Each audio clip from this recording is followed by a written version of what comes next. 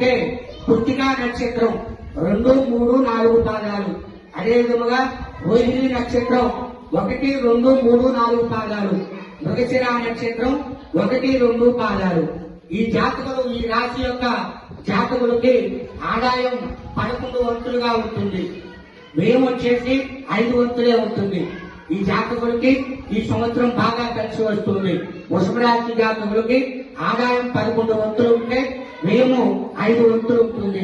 అదేవిధంగా రాజపూజ్యము, గౌరవంగా చూసుకునే వాళ్ళు ఒక్కరు మాత్రమే ఉంటే అవమానపరిచే వాళ్ళు 3గా ఉంటున్నారు. మరి ఈ యొక్క కుజుడు 5/6/2005 నుండి 26/7/2025 వరకు అష్టాష్టమంలో ఉంటుండు. 7/12/2025 నుండి 15/1/2026 వరకు అష్టమంలో కుజుడు ఉంటుండు.